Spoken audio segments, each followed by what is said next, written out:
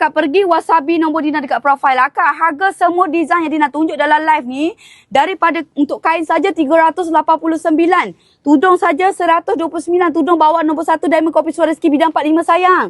Satu set ni 518, akak dapat 270 saja. Akak tak ada bajet nak ambil tudung, akak ambil kain saja pun tak ada masalah.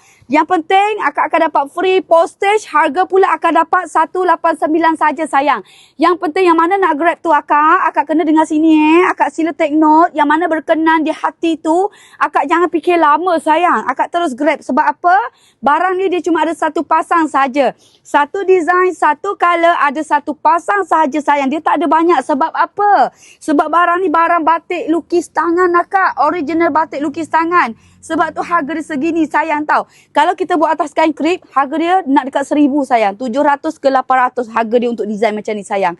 So kita buat atas material cotton viscose. Cotton viscose best akak. Kain dia tebal tapi tak panas langsung. Sangat sesuai untuk you all pakai musim sekarang ni kan musim dia terlalu panas.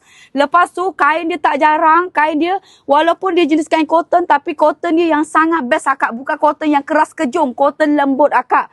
Cotton yang flowy. Bila kita pakai tu dia terletak dekat badan kita sangat cantik. Okay. Material cotton viscose ni akak. Jangan risau. Kain dia tak kecut. Akak basuh. Akak terus gantung. Dia punya kain okey sayang. Dia tak kecut dia punya kain sayang.